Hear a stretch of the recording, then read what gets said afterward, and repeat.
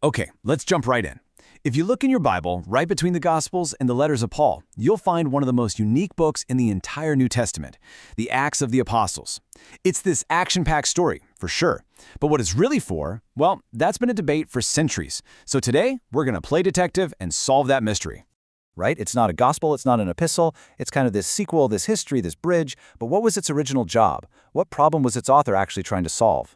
To figure that out, we're going to follow the clues laid out by the amazing scholar F. Bruce and uncover the brilliant strategy behind the Book of Acts. All right, our first clue, and this one is a biggie. The Book of Acts, as we know it today, was never meant to be a standalone book. Nope, it was actually the second half of a much larger story. And you know, the proof is hiding in plain sight. Both the Gospel of Luke and the Book of Acts are addressed to the exact same person, a guy called Most Excellent Theophilus. They were written by the same author to be one single unified history. Scholars even have a name for it, Luke Acts, one story just in 2 volumes.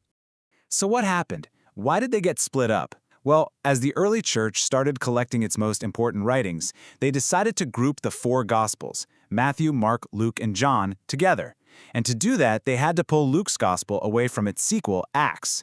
This left Acts kind of orphaned all on its own, but this separation gave it a brand new and incredibly important job, to become the bridge that connects the life of Jesus in the Gospels to the teachings of the Apostle Paul in his letters.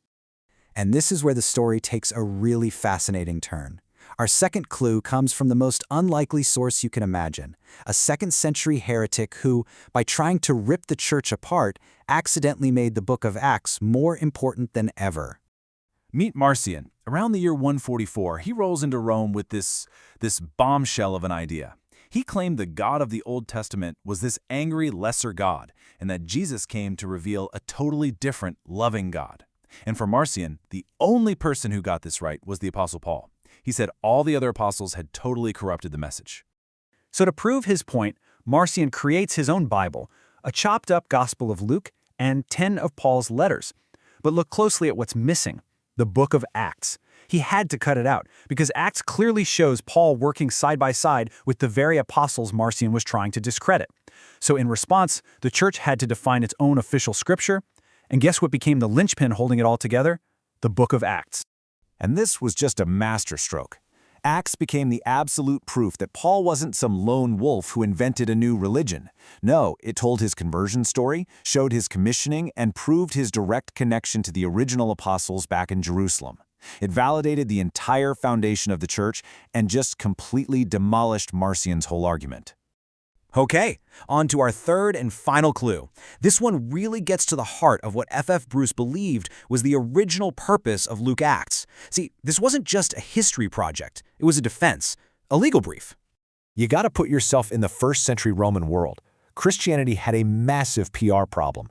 I mean, its founder was executed by a Roman governor for sedition, and it seemed like everywhere its missionaries went, riots and trouble just followed them around.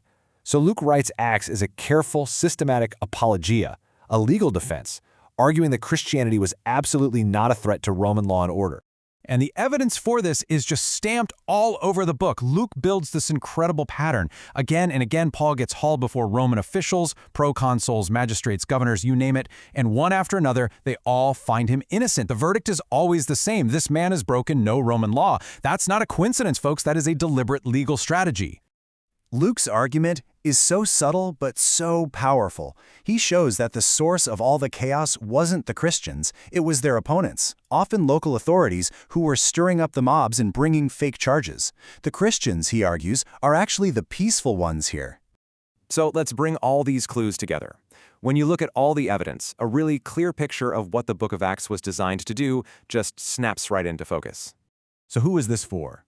Luke was writing to an intelligent, probably influential Roman official like Theophilus, someone who had heard all the rumors about this new faith and needed a clear, orderly, and trustworthy account. Acts was designed to show him that Christianity was historically sound, theologically coherent, and, this is the big one, politically harmless. And man, what a story it tells. Acts charts one of the most amazing strategic expansions in history. Paul wasn't just wandering around. He was methodically planting this faith in the key political and cultural hubs of the Roman Empire. so effectively that in just over 10 years, he had established churches in 4 major provinces. He was using the empire's own infrastructure to spread the message. So, in the end, Acts did way more than just record history. It defended the faith to the Roman world, it secured the legacy of its hero, the Apostle Paul, against all his critics, and it provided the narrative blueprint for how a small Jewish sect from a corner of Asia could become the dominant faith of Europe. So we're left with this. The book of Acts isn't just a history book. It's a brilliant piece of political and legal strategy. Now, knowing that, how does it change the way we read its stories of miracles, speeches, and missions today? It's just a powerful reminder that every book in the Bible was written for a reason. And once you start to understand that reason, the story itself just opens up in a completely new way.